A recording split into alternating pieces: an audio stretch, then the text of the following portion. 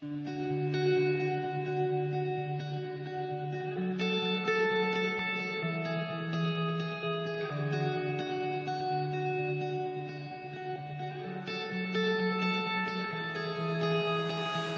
Dieu créateur, là au départ, bien avant le début.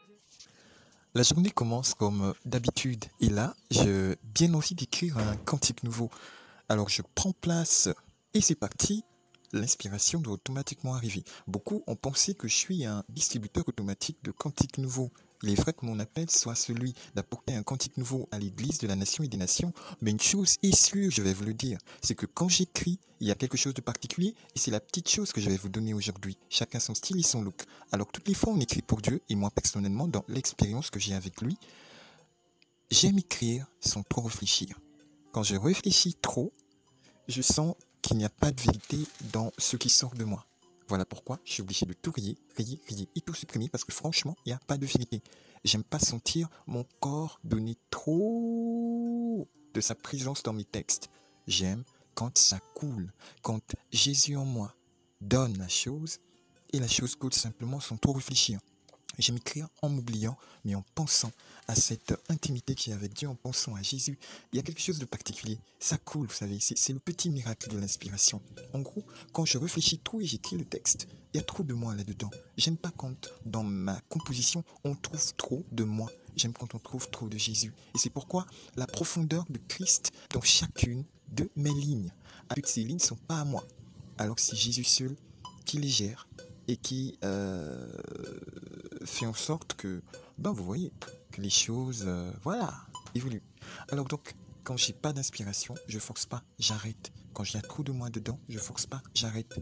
Alors, je vous conseillerais, toutes les fois que vous écrivez, il est bon, c'est normal de réfléchir, d'accord, mais il est très important de laisser Jésus nous posséder entièrement et lui, c'est à lui de nous dire ce que nous devons écrire. Alors voilà, j'ai pu écrire un chant merveilleux un jour, Jean 84. Tu es ma force comme... Voilà, c'est le conseil que je voulais vous donner aujourd'hui. Compositeur, quand vous créez une mélodie, quand vous êtes inspiré, quand vous mettez sur pied une comédie musicale ou bien une autre œuvre de l'esprit, Ok. Ma force éternelle,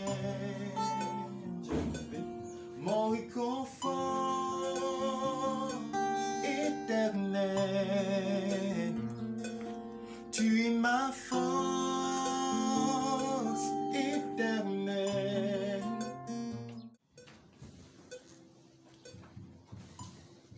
Voilà, j'espère que nous avons compris l'essentiel de ce numéro assez spécial. Une fois de plus, nous avons parlé d'inspiration et de composition. Aujourd'hui, il était question, bien sûr, d'inspiration purement. Donc, retenons bien une chose, que quand on compose, il est important, en fait, comment ça c'est mon expérience personnelle. Donc, quand tu composes un chant, il est important, moi souvent je le fais pas avec la tête. Alors, quand je réfléchis trop, je préfère arrêter. J'aime bien quand ça coule simplement et tu écris ce que tu ressens. Donc c'est vraiment le topo que je vous donne aujourd'hui. Merci, on se retrouve prochainement, c'est la fin de cette Inspire Créa. Vous pouvez vous abonner sur notre chaîne YouTube qui s'affiche maintenant à l'écran. Donc vous likez notre chaîne YouTube et vous cliquez sur la cloche pour recevoir toutes les notifications de notre chaîne YouTube, DeepInline TV. Au revoir et à la prochaine. Je vous souhaite de passer une bonne suite des programmes sur notre chaîne YouTube et que Dieu vous bénisse. À la prochaine.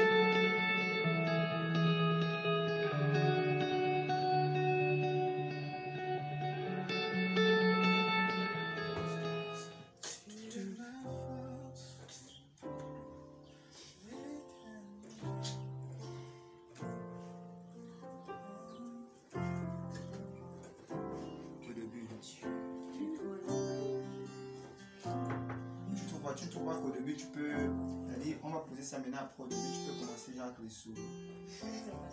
Non.